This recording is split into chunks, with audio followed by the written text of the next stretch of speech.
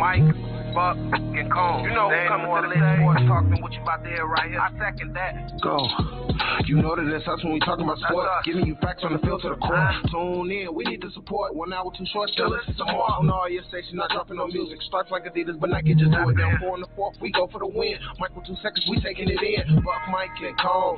You know what's going on. Man, now we're after dark. No LA. We the big spark. No 4th and inches. Won't cut short. Got the best talking. It's all sports. Buzzing more than buzz beaters. We coming live off through your speakers. Go.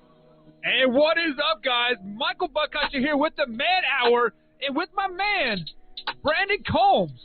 Brandon, I brought you that new intro for you tonight, man. How'd you like that? What? What? That was fire, man. Man, Jay Tiggs did it for us, brother. Absolutely, man. I didn't even know that was going on. That was a nice little surprise. You know how hard it was to keep that a secret when Jay Tiggs emailed me that. Like I was like, should I share it? No. Calm down. Wait till Monday and drop the new intro. So big shout out to my man Jay Tiggs for coming through for us on the intro. That is just the intro, guys. There's going to be a full song, Brandon. A full song released next week. That is fire. So it'll be on Spotify and iTunes and iHeartRadio. If you guys want to download, that would be highly, highly appreciated. But as soon as the song started playing, I saw your ears, or like your smile, just getting bigger and bigger and bigger. What is your raw reaction of it? That's the first time anybody ever mentioned my name in a song. I feel like I made it. Well, if we keep doing what we're doing, the haters are getting real out there, so they're going to start dishing you like. Hey, like man, a look, bit, right? I'm telling you right now, especially on Facebook, the haters are for real, especially when it comes to the Jameis Winston thing. But we've also got a lot of copycats out there, man. And shout out to our boys over there at Twist. But hey. They say that imitation is the most sincerest form of flattery. So, and also I always I always thrive on the situation of haters make you famous, because if they're talking about you, your name is in their mouth. And quite frankly, we were going to wait to talk on a little bit on the Jameson and Hill thing, but let's bring it up right now while that Jay Tiggs beat still beating in my ear a little bit. I mean, we saw it. Hill, he sucked in the first half. I mean, we are all in a chat group, and he flat out did not play well. In the second half, he came out and, quote, performed. I believe he had 17 completions. 9 of them were to Michael Thomas. I just saw the highlights again on the Monday Night Football pregame show. Yep. Most of his throws were, thank you, Michael Thomas, for getting that ball. Hill is not good. Yeah, and not only that, man, but I just kept laughing because the guys are sitting there talking on the broadcast about, oh, Hill's making it look so easy. Oh, this quarterback. He was not making it look easy. That man, if you're making it look easy against that defense, you should have been up by 3 scores at halftime. And realistically, if it wasn't for a missed offensive pass interference call, you would have only scored 3. Yeah. I mean, they blew that offensive pass interference call on that last play at the end of the first half that allowed them to get in the end zone right before the half. To be flat out honest, I don't know what pass interference is at all anymore. If you guys follow me on Twitter, you should, at @manhour_Buck. And I try to be pretty active on the Twitter, on the game that I'm watching, and see the things that I see. And I was getting into a argument. I believe it was what was the first game that I watched? Shoot. Can't even remember now. Oh, it was the Ravens versus Titans game. I thought so. I was rooting for the Titans, obviously, because I picked them to win, and the Ravens quarterback got called for a pass interference, and the guy didn't even touch him. And his guy's oh, that's pass interference. I'm like, where? Show me. Officiating in the NFL has become so bad, and it's. I'm me, and I'm a baseball guy, and we talk about it all the time. I love the game of baseball, but I'm also a big proponent of automated strike zones and that type of stuff. Right. Because of how bad the strike zones have gotten and how big egos the Major League umpires have gotten, the NFL the referees have just, I mean, I don't know what they're watching half the time. You watch Drew Brees last week, got sacked, got hit in the shoulder, got taken to the ground. They call the guy for pass interference or for roughing the passer. Right. For landing on him with all his body. How do you land on somebody without landing with all your weight? First of all, somebody tell me that, because I don't know how you land on somebody and don't land with all your weight. So before you complete your thought, let me finish. So let me tell you what like we are teaching down at the high school levels now is like we are teaching hip tackling. So you never face anybody like head on ever. Like you are only taking on half of your body, so your head isn't in the play. And when you properly hip tackle, both players are not fully landing on each other. You are landing on yourselves, like at the end of the day. Okay, and we'll touch on that here in a second. But then you take that roughing the passer, and then you look at the Bears Monday night game, and Nick Foles twice. The one that he got injured, one he got thrown to the ground violently, and it probably freaking separated his hip, to be honest with you. And the other one, he got punched square in the top of the head. Right, yeah. And they didn't call nothing. And I'm like, what are we doing here? Like, it's so different and it's so sporadic that you don't know what each ref is going to call, and it shouldn't be that way. It should be the same across the board. Well, now to go back to your tackling thing, I think you put some kids that could probably be really good at a disadvantage, because I'm telling you right now, there is not a cornerback or a DB in the secondary in the NFL that can hip tackle King Henry, because that man's hips are bigger than half of the DBs in the league.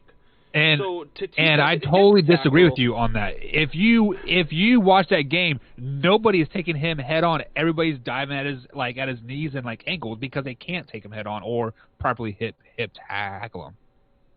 Right, but if you're trying to, man, I get so tired of the trying for the big hit. I think that's a big problem all across the NFL, which is why I think King Henry's been better than maybe what he is. Right. Is because they like to try to go for the big hit, and if all you're doing is putting a shoulder into King Henry, he's going to laugh at you and keep running. But if you wrap him up and take him down, you can wrap him up and take him down. And the hip tackles, to me, I just think I think you put defensive backs at a disadvantage, defensive players at a disadvantage, when they have to try to lower themselves to get down to your hips. And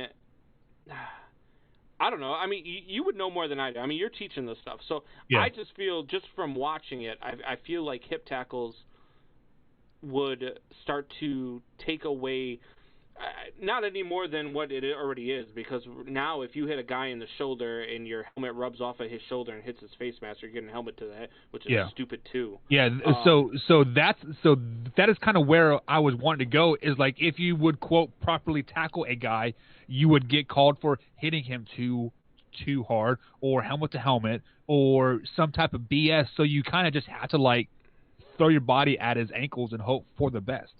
Yeah. Yeah, and then just to prove to your point, or just to follow up on the point about the whole wrapping up, is like if you watch USA football, that is what is teaching all of our younger generation kids of how to properly play football. They aren't really teaching the whole wrap up thing anymore. It is basically and you don't even want to use your shoulder anymore. You are wanting to use your chest to like hit them, and can just like go out, just go out of bounds. Right. And we kind of got off topic here. I mean, we were talking about Jameis Winston versus Taysom Hill, and I'm telling you right now, Jameis Winston in that offense would have put up 40 on that Atlanta Falcons defense. He just would have. People would talk to me all the time. But he threw 30 interceptions. Okay, well, fine, sure, yes, you're right. He threw 30 interceptions. You know what else he did? He threw for 5,000 yards and 33 touchdowns. Correct. And he was also the only quarterback in the league to do it last year. So don't tell me that he's not a better option than Taysom Hill. He's just not. Is Taysom Hill more mobile? Maybe. Taysom Hill's faster for sure. But the better quarterback is Jameis Winston. Jameis Winston, right now, this year, in 2020, is the best quarterback on the Saints team, and he is right now the third-string quarterback. That's a joke. And just to add to your point, because I was defending you all weekend, and I totally didn't believe that Jameis Winston is a top 10 quarterback or even a top 40 quarterback in the NFL. But the more I sit back and I watch things, Jameis was in a lot of hard spots to where he had to force the ball down the field because Bruce Arians is not a very good coach. Well, he's a quarterback. Yeah. God, right? But he's not a very good coach, not a very good play caller. You take a guy who was on the Tampa Bay Buccaneers last year, and yes, he had a very good wide receiving core, as they do in Tampa Bay. They had no run game last year. Right, they had zero. No offensive line, and their defense wasn't that good. You bring him into New Orleans, your defense is better, your offensive line is better, your run game is 110 times better than what you had in Tampa Bay, and you're telling me that Taysom Hill is your better option? You are out of your mind, and Sean Payton, who I, believe is one of the best head coaches in the NFL, he boggled my mind with that decision because there's no reason why Taysom Hill should have been starting, and he proved it yesterday by only scoring 10 points, which really, like we were saying, should have only been 3 in the first half. Yeah, so let's go ahead and bring. Put up 40. So let's go ahead and bring Mike LeBlanc into the conversation here. And Mike, just to fill you in, obviously Hill started. Fill me over in on Jameis how Combs was wrong about Jameis Winston starting for the Saints when Hill came in and was a beast. Was a beast. What happened? Hey, what happened? Can you put back 17 completions. He had 17 completions. 9 of them were to Michael Thomas. 3 or 4 of them, which were horrible throws. I just wanted to give Combs some shit. Look, Combs, Hill came in and he was a game manager. He did what he was supposed to do. All the credit for that win on Sunday goes to Sean Payton. Sean Payton came in there with a hell of a game plan, and that was really the key of the game. Do you know why he started Taysom Hill? You guys want to know why he started Taysom Hill? Yes, you have to see what he has. No, in Taysom Hill. You start Taysom Hill. The only thing that makes sense as to why they started Taysom Hill was because they know if they put Jameis Winston in as quarterback, that they ain't giving it back to Drew Brees. No, that is not why. Yes, it is, because if you start scoring 45 points, part of that you don't offense. have to. No, because He's Sean been a part of Payton that realized offense. you don't have to score 40 points over the next 4 weeks to win your games. But if you do, and then when Drew Brees comes back and you only put up 20 and you lose 23-20 or something crazy like that when he comes back, then you're going to put yourself in a position where people are going to be screaming for Jameis Winston and saying that he was better. And they don't want any part of that. They don't want to do that to Drew Brees, and I understand that. But right now, Jameis Winston is the best quarterback on the New Orleans Saints this season. Absolutely. Wow. 110%. Wow. You're talking like Buck now. I'm talking like a man who's watching the damn games. Yeah, honestly, the writing is on the wall 100% there, and I think Winston is better than Hill right now because you saw 17 completions, 9 of them to Michael Thomas, 4 of which Michael Thomas had to go back and get. And people are saying, look how strong his arm is. Oh, okay, he has a strong arm.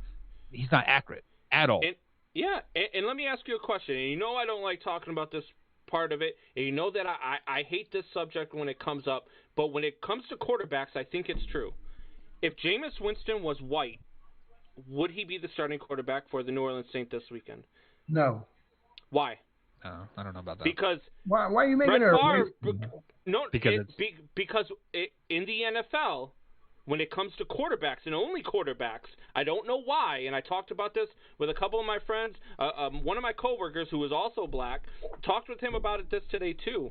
I don't know why, but in the NFL, when it comes to quarterbacks, for whatever reason, they lean towards the white quarterback. That's the only answer I can give you for Jameis Winston this weekend. It's the only answer I can give you why Mitchell Trubisky was picked above Deshaun Watson and Patrick Mahomes. It's the only reason why I can give you why a guy like Brett Favre can throw 29 interceptions and keep his job, but Jameis Winston throws 30 and gets traded. Because it's Brett freaking Favre. But Brett freaking Do Favre... not ever again in your life. Brett Favre threw 29 interceptions, and in that season he threw 20 touchdowns. Ever Jameis Winston threw 33 interceptions. No, Jameis Winston threw 30 interceptions, but he Favre. threw more touchdowns. No, that's like comparing a blueberry to a banana, bro. But it's not, though. It is. You cannot compare. You cannot compare Jameis Winston to Brett Favre. Brett Favre is a Hall of Famer. How many times in Brett Favre's career did he throw for 5,000 yards and 30-plus touchdowns? I don't care. Zero.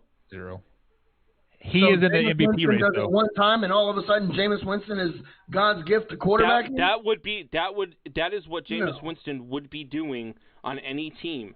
No, he's only done it one time. He's been in the league. But he was trending up his entire career. Every year he's gotten better. His yards and everything has gotten better. The interceptions went sky high last year. He's averaged 16 interceptions before that a season. But, I mean, that's just something that you give and take with the 16 interceptions. I'll take 16 interceptions on a guy who's going to throw me 30 touchdowns. I'll take it. All right, guys, let's go ahead and take a quick little break. On the other side of the break, guys, we have Way or No Way, quite arguably the most popular game on the Man Hour, thanks to Brandon Combs. Guys, we'll be right back right here on the Man Hour.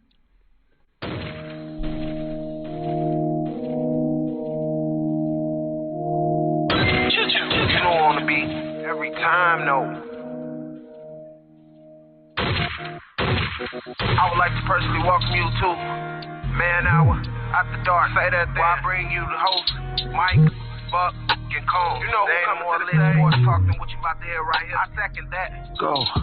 You know that it's us when we talking about sports. Giving you facts on the field to the court. Tune in, we need the support. 1 hour too short, still listen some more. On all your stations, not dropping no music. Starts like Adidas, but not get just do it. Down 4 in the 4th, we go for the win. Michael 2 seconds, we taking it in. Buck, Mike, and Cone. You know what's going on. Man, now we're After Dark. No LA, we the big spark. No 4th and inches won't cut short. At the end of, I think it's every 2 weeks, they'll go ahead and give you 20% of everything that you play at a cash table. So now, like, just to give you an idea, I played a bunch of cash games last week, and my rake back was something like $13 or something like that. So it's $13 of your own money that you're getting back that you've already lost. So it's a pretty good deal. But at any rate, Combs, I gotta say something though, real quick. What's up? Man, I'm digging that shirt. You like that? I like that. So this is actually I do a donation every month to the Till Valhalla Project, and it's $30 a month, and they send you a T-shirt. Sometimes they will send you keychains. They sent me coasters and all sorts of stuff with it as well. But they'll send you a different shirt every month. It usually goes along with the month. Like yesterday, I got my other one in the mail, and it was always remember 12/7/41, which of course is D-Day. And then it's got, the little tribute on the back of the T-shirt that has the we always remember those lost at Pearl Harbor, and it's got a picture of Pearl Harbor and the bombing and all that stuff. So they do some good stuff there, man. I've got a lot of good shirts from them. I'm digging that shirt. You just need to go to the gym so you can fill it out.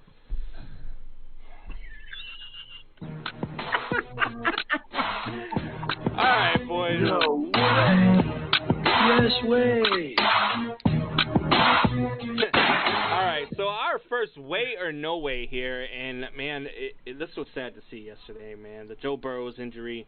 The guy was playing so hot and doing well for the Cincinnati Bengals, and it's just tough to see a kid like that go down. But the first way or no way here is Joe Burrow's injury and the Bengals' inability to build around him will put him on the same career path as Carson Palmer.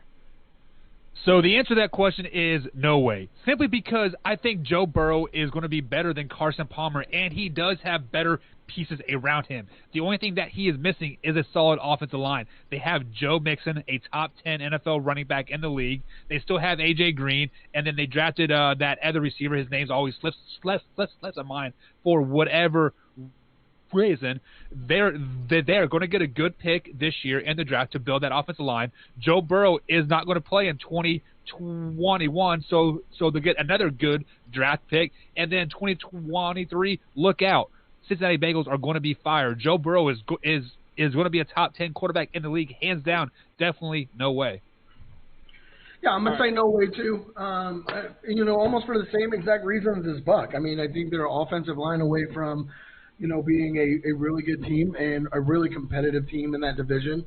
I think Joe Burrow is going to be a transcendent player. I think he's going to be one of those quarterbacks that we're going to look back on and be like, oh, that kid is special.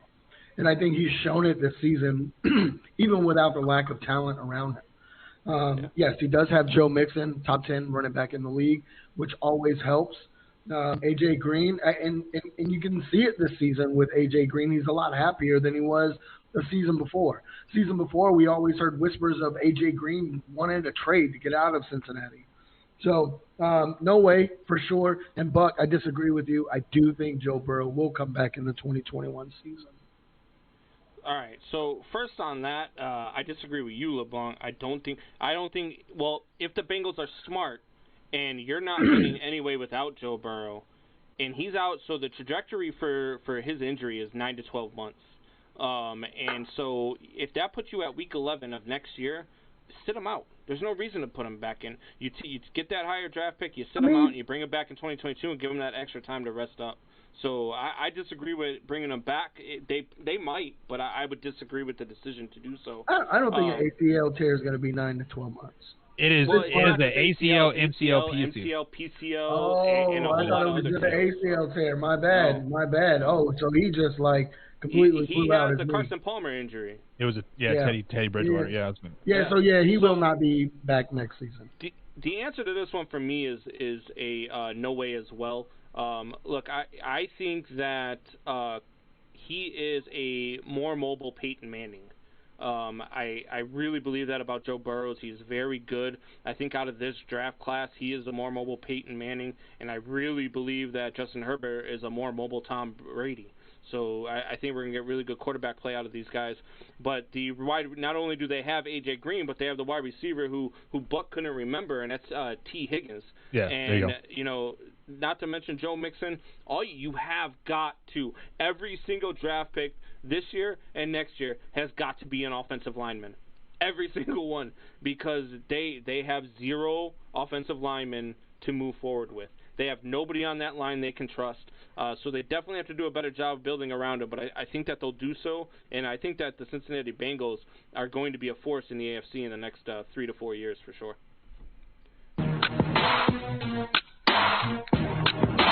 No way. Yes way. Alright, boys, so the next way or no way here, I got into an argument with our boy Wayne G today about this one. Tua gets replaced yesterday, and I'm okay with it, but it is what it is. So replacing Tua is going to destroy his confidence and have negative impact on the locker room. Way or no way? So that is 100% way, because I told you guys, every time a coach pulls out a quarterback and puts the backup quarterback in, you are flat out saying that this quarterback cannot play, and you guys need to trust my ability to see talent in the second string quarterback. Now that Tua got benched in the fourth quarter of basically crunch time to bring in Fitzmagic, and he drove he drove the Dolphins down the field. Yes, he threw an interception in the end zone, but he drove the Dolphins down the field. And now Tua is going to be named starter again for this next week. Flores has completely lost all faith in that locker room, 100%. There is no way that Tua can recover from this season. Next year, maybe, but if he gets benched again, which he will in the second half of next game, I mean, you might as well just stick with Fitzmagic, and they're going to miss the playoffs because of it. I like I mean, what did he throw? Like 83 yards yesterday? Tua was horrible yesterday. Was it Tua Magic for the first game that he came in and played, and it was like, oh, whoa, Tua's the real deal. One game. Now, Buck, if you remember, at the beginning of the season, I told you I thought Tua would be starting week 1 for the Dolphins. Right. You don't draft that high for somebody to sit the first week or sit the first year. I do think it affects his confidence. 100%. I come in, I do good. Following week, I regress, and I have a crappy game, and I get pulled. I think we start to see that next week too. I think that confidence is lowered, and I do think we Fitzmagic come in next week also, and and it will affect the locker room because they do have a chance to go to the playoffs, and it will start affecting the locker room because they're just like, pick somebody and let's stay with them so we can go out and go to the playoffs. And I do think they're going to end up, everybody in the locker room is going to want to go with Fitzmagic. That's basically who has got them here to this point. I don't see why you put in Tua over Fitzpatrick in the first place. It was the plan all along. It was a plan all along. Bring Tua in after the bye week. Yeah, it might have been. That's great. But if you always go with the hot hand. Am I right or am I wrong? You're right. So you already disrupted the locker room. You already disrupted, the offensive gel, how they were playing and everything like that with Tua coming in. No, I think next week we see Tua get pulled again because his confidence is gone, and I think Fitzpatrick still comes in, wins next week, and still leads them to the playoffs, and Fitzpatrick will be starting for the rest of the season. Tua will be on the bench. So they already announced that Tua is the starter moving forward. Agreed. No, yep. So I don't see how. So first of all, I think what happened was the series before he got sacked and his leg got rolled up. I think he probably rolled his ankle or something, and they don't want to say that out loud because they don't want teams to know that he was injured or know that maybe he's going to be nursing an injury in his next start. If this shakes your confidence as an NFL quarterback, as a young NFL quarterback, as a quarterback who comes in and, you know what, you're not performing very well, we still have a chance to go to the playoffs, let me see what Fitzpatrick can do to bring us back to win this game. If that shakes your confidence, then you're not built for this league anyway. And it just shows that your coach doesn't have any confidence in you, though. No, but does it show that, or does it say, hey, look, you're doing some good things right now. You're doing some things we see that are really good, but you're doing some things that are ineffective right now. So right now, to win a ball game, to do the best thing for our team, to win a ball game, I'm bringing in Fitzpatrick to try to win this game. Look, if that's what it is, if that's the best thing for your Miami Dolphins team, you need to back that decision 110%. I don't care who you are in the league. I really don't. If the best decision is for your backup to come in and play because you're ineffective and that shakes your confidence, then you don't have the intestinal fortitude to play in this league. Period. So listen, like I let you go, and it is not about shaking the confidence of a player whatsoever. It is about the 51 other guys that don't trust your ability to make a decision and stick with that decision. So would you rather that's the stick issue. with that decision and lose, or would you rather say, hey guys, you know what? I think I made a mistake. The Bears are. Let's try to fix this up. The Bears are making that choice. But the Bears are horribly run. The Bears are a horribly run organization. The Dolphins are winning football games. It is head coaching 101. You never admit that you're wrong. If you make a change, you have to stick with that change 100%. Yep, 100%. Even if you're losing and costing your team a playoff spot. They're not going to make the playoffs anyways. Patriots. Oh, my God. Oh, did you just say the Patriots? No way. Yes way. Yeah, he said the Patriots, the ones who got smoked by the Texans this weekend. Lost by 7. All right.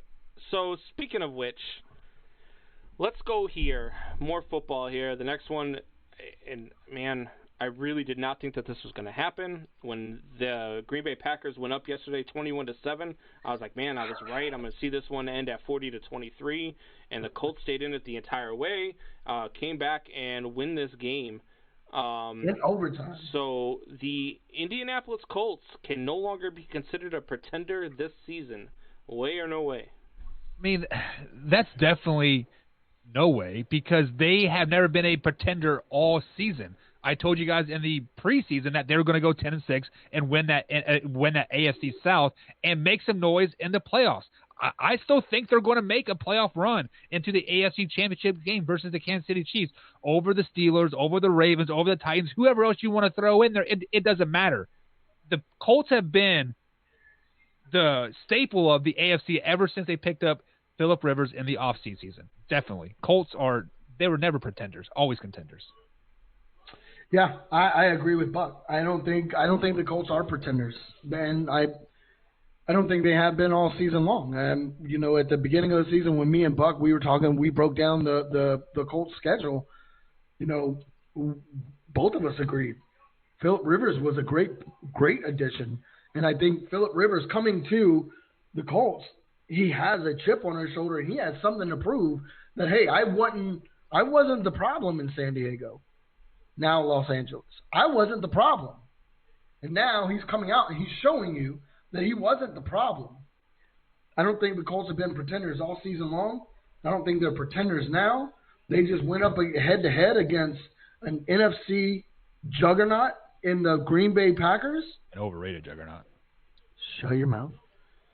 They went toe-to-toe with the Green Bay Packers and came out on top in overtime.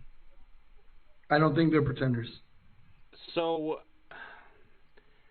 I don't think they're pretenders anymore either. I thought that they were up until this week. I thought this was going to be their downfall. They don't have a tough schedule, but they don't have an easy schedule the rest of the way. They do get to play the Steelers at some point here. I think it's week 16 that they play the Steelers. So, look, do I think they're as good as the Pittsburgh Steelers? Absolutely not. I don't believe that I believe the Steelers are the best team in the NFL. I actually think the Steelers are underrated because everybody's overlooking them, even though they're 10-0. But the Indianapolis Colts are definitely not a smoke and mirrors team like I thought that they were, and they proved it yesterday. I mean, they could have easily folded and lost that game, and nobody would have thought any different of it because it was the Green Bay Packers. But they came back, they stayed in it, and they found a way to win that game. And that's what good teams do. They find a way to win games that they shouldn't win. And so, yeah, no, they're a good team. And I was wrong.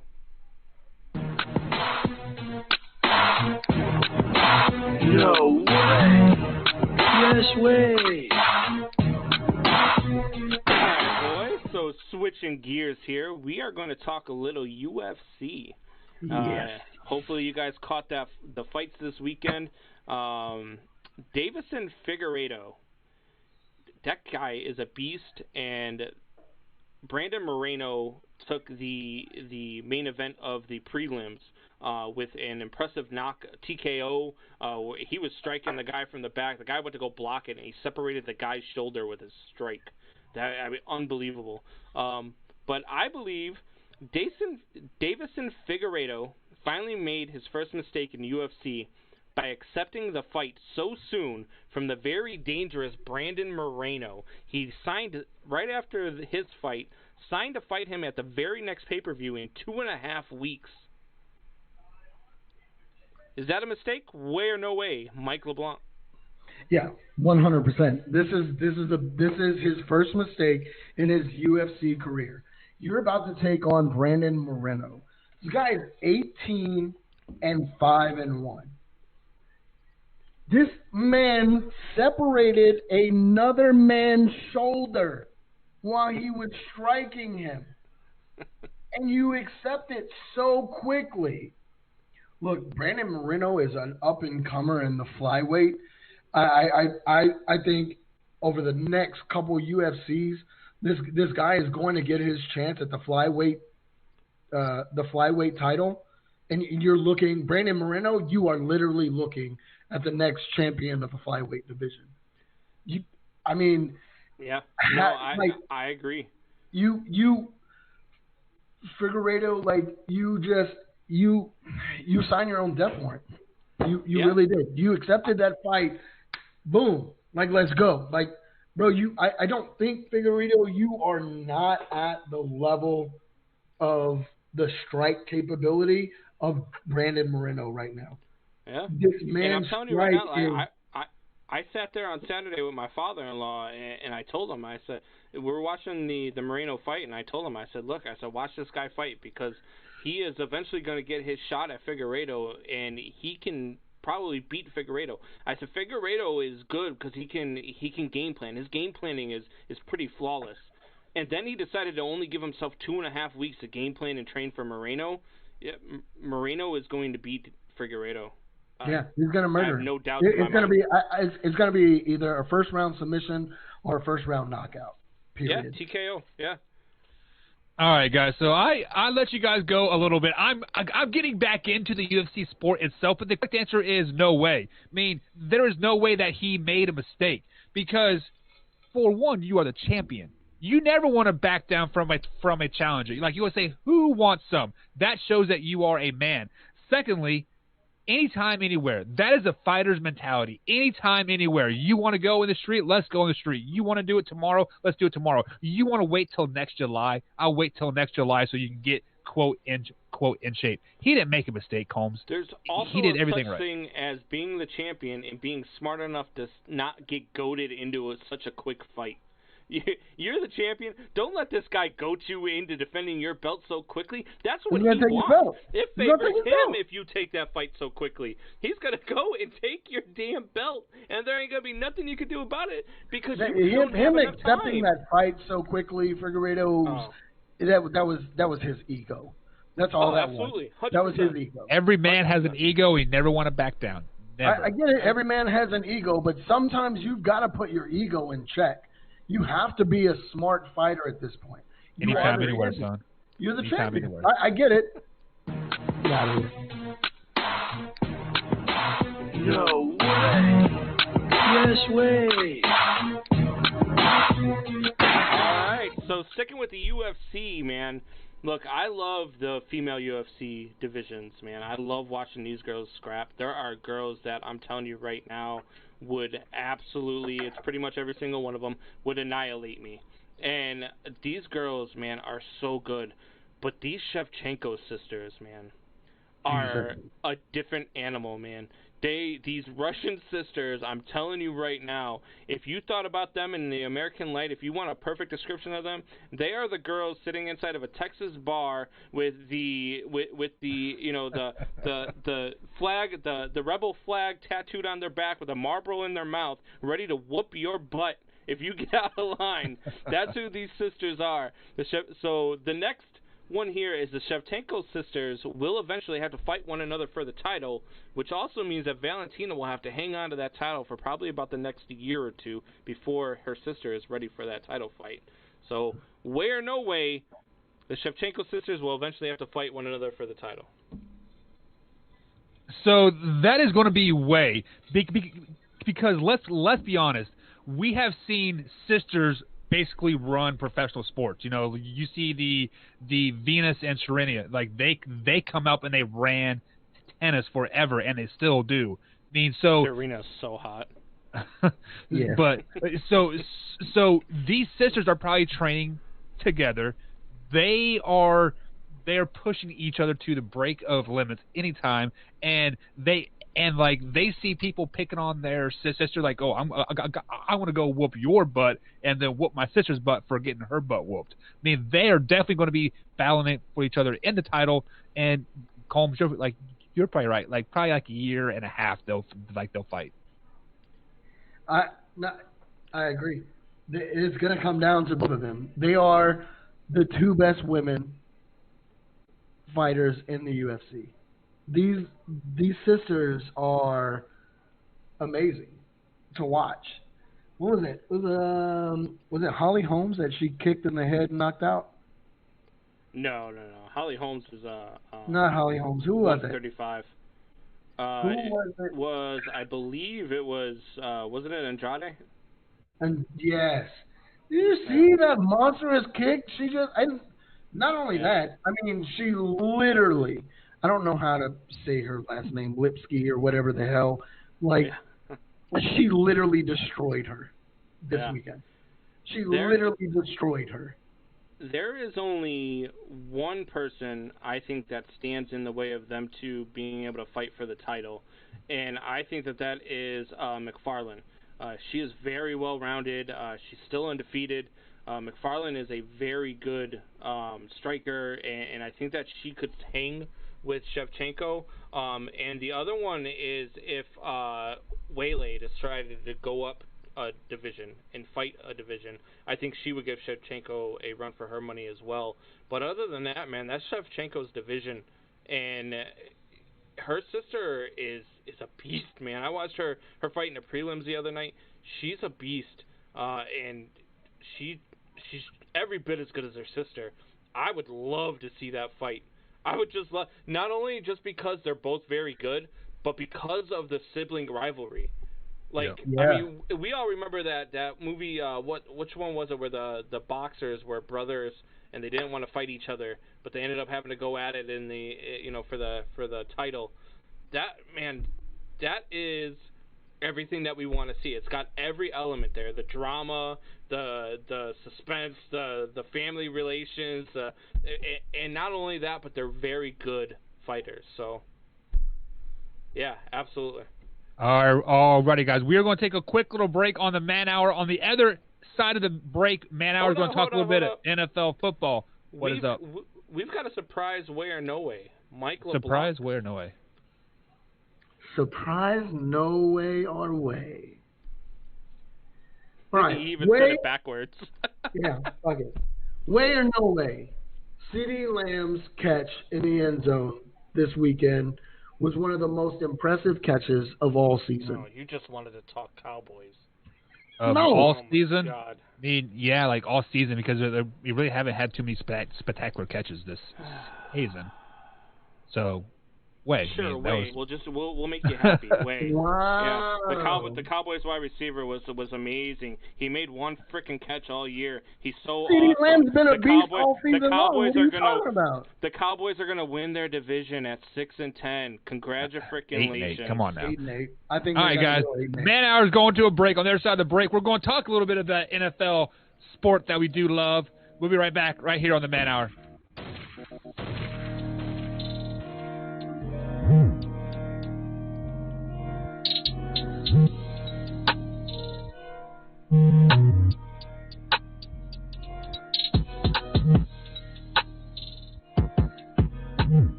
Alrighty, guys, welcome back to the Man Hour, guys. Head over to MikeandMikeManHour.com. Pick yourself up some merchandise. That would be very highly appreciative. And, of course, we got Brandon Combs and Mike LeBlanc with us tonight, guys. And, I mean, obviously, week 11 of the NFL season is coming to an end here. We do have a Monday night game happening, the Tampa Bay Buccaneers versus the Rams. But we're not all about that. We are all about the life of, right now, the Baltimore Ravens and the Tennessee Titans. I said the loser of this game is going to miss the playoffs, and obviously the Ravens lost the game with the King Henry run in overtime. Brandon, I texted you earlier, and I said, hey, King Henry needs to stop being Queen Henry. He can wait to do that till next week. Yeah. So do you think the Ravens are going to miss the playoffs after this loss that they took? I don't. They're definitely not winning the division. And they are probably, if they get in, it's going to be as the last seed, whether it's 7 or whether they decide to go 8. I'm not sure. The NFL was talking about going to 8 teams for the playoffs, but I don't know what's going on in Baltimore, man. I just don't. I don't understand it. I don't understand the ineptitude on offense. I don't understand what is going on. Did teams figure them out finally? Did Lamar Jackson get exposed? Like, I don't know what it is.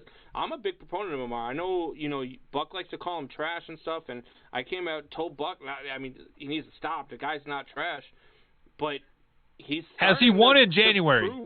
He's starting to prove Buck right. Has he ever won in January? Well, no, but how many games has he won in December? Season. Okay. You know who else is entering in their third season? Patrick Mahomes. He's a Super Bowl champion. Super Bowl champion. I'm just saying. God. Mike, God, what are your thoughts about the Ravens? I get my new helmet in so you can look at it on my screen every day. That's fine. I'll be happy. Mike, Ravens want to make the playoffs? Nope. I do not think the Ravens will make the playoffs. I do not think they get that last seed. I think it's a toss up between the Raiders and the Ravens. Hell, even the Miami Dolphins. But I think it's either going to be the Dolphins or it's going to be the Raiders that get that last seed. And I do think the Ravens do miss the playoffs this season. There's something about that offense that has just started regressing this season. And yeah, it starts with Lamar Jackson. And yeah, I mean, Buck came out even at the beginning of the season. I had Lamar ranked at I think number 3 or number 2 of top quarterbacks going into the league this season, and I was wrong. I mean, he is really making a case. He's making a case for Buck, talking about how he's trash. So we've got the division leaders here: Pittsburgh, Kansas City, Buffalo, and Indy. Yep. Then after that, you got the Titans are 7-3, and the Browns are 7-3. The Raiders are 6-4, and they would be the 7th seed right now. The Baltimore Ravens would be 6-4 as well. They're on the outside looking in, and then the Dolphins. So in order right now for the Ravens to get in, they have to get ahead of the Raiders and the Dolphins.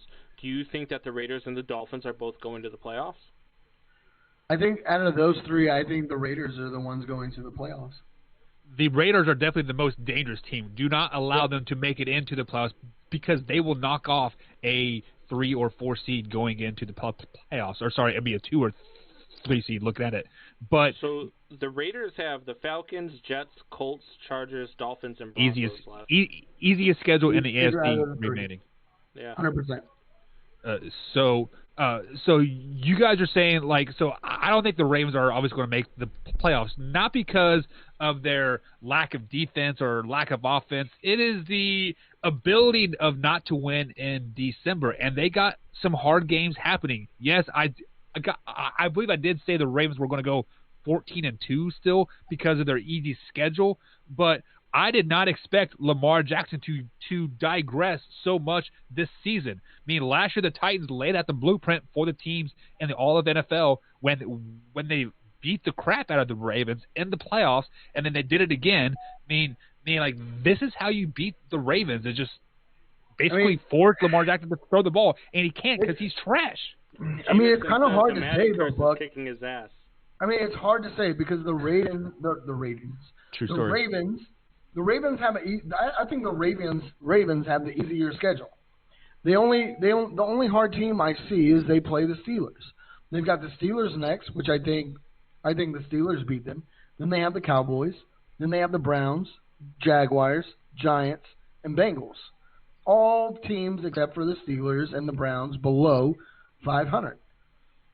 But the Cowboys are getting hot. They're starting to look good. The Cowboys are getting hot. I need to expose you about Andy Dalton. But the I don't Raiders think only that. have the I don't think the Cowboys are above 500. I don't think the Cowboys get over that hump with the Ravens just because of the Ravens' defense. I do think the Cowboys' defense gives Lamar Jackson trouble. And lately, over the past 2 games, the Cowboys' defense has turned it on. They are definitely getting a lot better. They're not horrible and trash like they were, but the Ravens, I believe, have an easier schedule. So we'll see. So I think the Ravens have to win 5 games to get into the playoffs.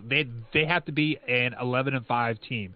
Looking at their last 6, they like you said, they have the Steelers next on Thursday night, and then they have the Cowboys on Sunday night, and then they got the Browns, Jaguars, Giants, and Bengals.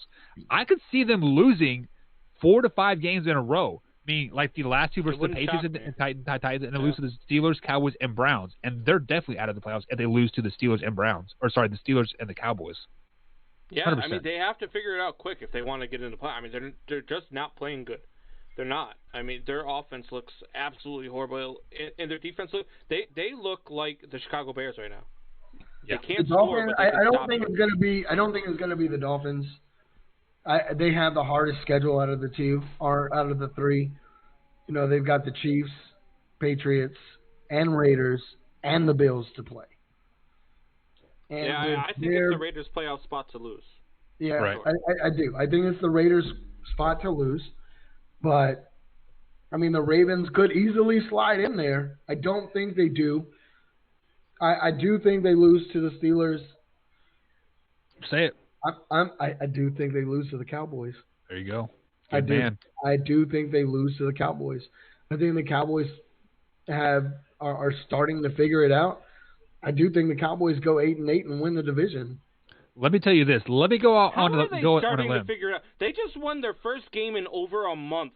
And now all of a sudden, I get what you're saying. A typical Cowboys fan. No, calm down, because I am one of the most critical Cowboy fans you will meet.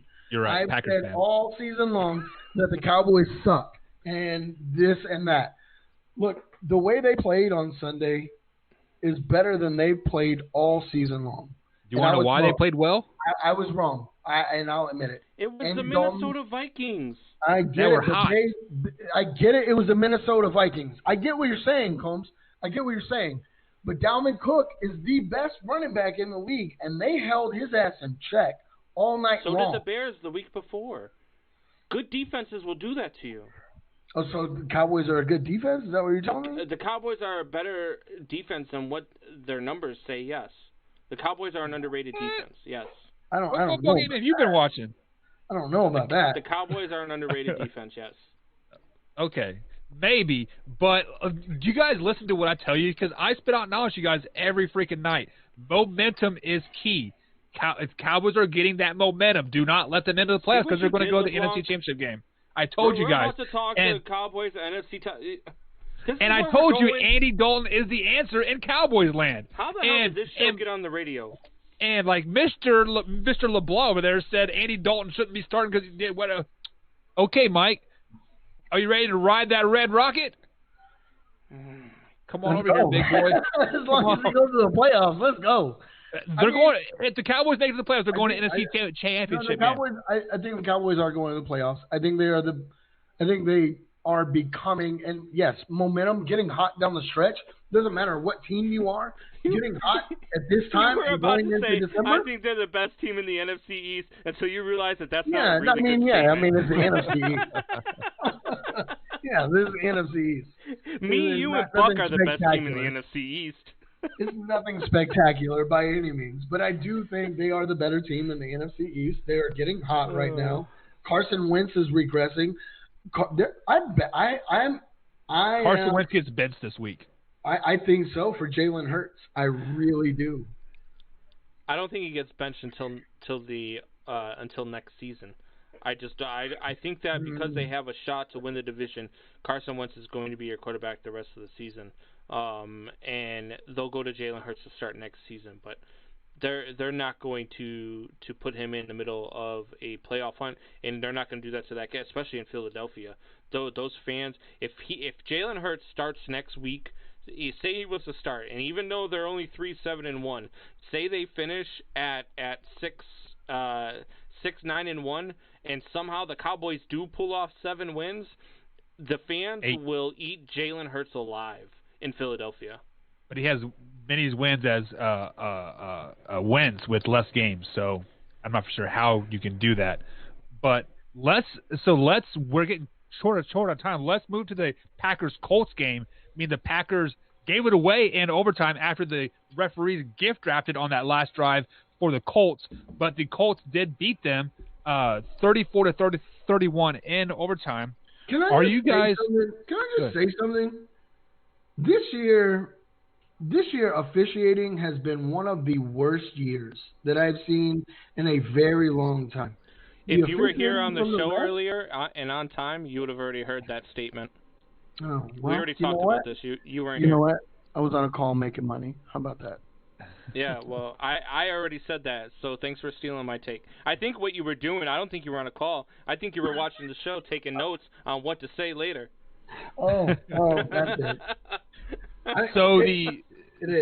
Mike, I'm going to propose this question to you. Are you ready to sell the Packers? They are no longer a top team in the NFC. Are you ready to sell them? No, I think the Packers are still. I think the Packers are still there. They're still going to the playoffs. They're still going to be a team to beat in the playoffs. Look at this, Aaron Rodgers, guys. Yes, he got beat. He got beat. He got beat last night. He didn't get beat. His defense got beat. Agreed. But I mean, it's Aaron Rodgers. Like, regardless, at the end of the day, Packers got beat. Their defense, yes, their defense gave it away. But like Buck said, it was gift wrapped on that last drive. Yeah. It really was. No, I agree. It was like, hey, sorry, here you go. Here's the win, Cole. Right. That's what. No. They gift wrapped it for the Packers. No. They threw 9 holding flags on that last drive when the Colts were trying to milk the clock out. Come on now. But I hate in this league when they say, the quarterback, like Jameis Winston last year, for example, they say, oh, well, Jameis Winston was an 8-8 quarterback. No, the Tampa Bay Buccaneers are an 8-8 team. They're putting up 30 points a game, but they were giving up 35. So that's not on the quarterback. The quarterback's doing his job. The quarterback can't play defense. So that's not. Aaron Rodgers didn't lose yesterday. Aaron Rodgers didn't get beat. That Packers team, he put up 31 points on what everybody says is a very good Colts defense. So Aaron Rodgers did his job. Aaron Rodgers came to play. Aaron Rodgers did what he needed to do for the Green Bay Packers to win. That defense let them down. Hardcore. Yeah, so I've been hard on the Packers defense all year because let's be honest, defense wins championships. We can be an offensive powerhouse, 54, 56 scores, KC Rams versus like a couple years ago. But when it comes to January, when it comes to February, defense wins championships. Yeah. Why did the Chiefs win the Super Bowl last year? Their defense figured out how to play defense. The second half of the season, they were a top-rated defense in all of NFL. Yes, they gave it 28 points in the playoffs, yada yada yada. But they clamped down when they needed to, and then allowed the Chiefs' offense to perform. The Packers' defense is the reason why they're going to lose in the first round of the playoffs this year to a wild card team like the Buccaneers or the Cowboys. Yeah. Or they couldn't play because they'll be both the division champions, but Yeah, true. Nonetheless, let's finish this last game here. The Chiefs versus the Raiders. Obviously, the Chiefs did beat the Raiders last night 35-31, and I said the Raiders are going to be really, really good or really bad. But are we putting the Chiefs on a pedestal this year, and they're just really not that good? Combs. No, the Chiefs are very good. I think that people are disappointed that they're not undefeated like the Pittsburgh Steelers are. And for whatever reason, everybody forgets about Pittsburgh and how good they are. And Pittsburgh on both sides of the ball is extremely good. But the Kansas City Chiefs are still the team to beat in the AFC. I mean, until they lose, they're the team to beat in the AFC. They're defending Super Bowl champions, they're defending AFC champions, and they're still 9-1. So they're still pretty damn good. Their only loss to a division rival was to the Raiders, who we just said we think are going to be the last team in the AFC to get a playoff spot. And so, they lost to a playoff team. That was their one loss. The Pittsburgh Steelers will probably lose a game. It might be on Thursday on Thanksgiving night to the Ravens, or it could be on another when they play the Colts or something. But the Pittsburgh Steelers and the Kansas City Chiefs are the two best teams in the NFL. I don't look. The Chiefs went up against a good Raiders team. Period. That's what happened last night. The Raiders had every chance to win that game last night, but the Chiefs were just a better team last night. You did one thing wrong. You gave Patty Mahomes too much time at the end of the game. Yeah, you did. You gave Patty Mahomes too much time, and that last touchdown to Kelsey. You can't give Patty Mahomes when you're a coach.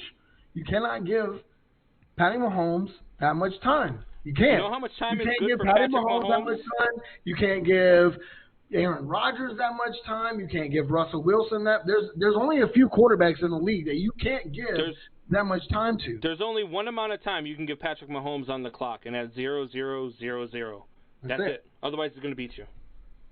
That is a true story, but I mean, like obviously, guys, I am a Kansas City fan, and I am the most realist fan that you will meet. And looking forward, I still see 3 losses on the season for the Chiefs. Like I still think they are a 12-4 team moving forward. I see losses maybe to the Buccaneers, Saints, and like a trap game versus the Chargers. I mean, it is just the way it is. And as a Chiefs fan, I've been kind of disappointed like a little bit in the offense. Like, yes, we're still averaging like 35 points a game, but I'm like, I expected 50s and 60s. Like, what is going on? Why are we not scoring every drive? And maybe that's just because they got used to the 60-point games last year. I guess maybe I don't know. But 14-2 for the Chiefs. 14-2. Who got losing to? I they'll lose either to the Buccaneers or they'll lose that trap game like you were talking about to the Chargers. All right, guys. Any closing thoughts before we head out tonight? I have no closing thoughts. Cheers, Man Hour Nation.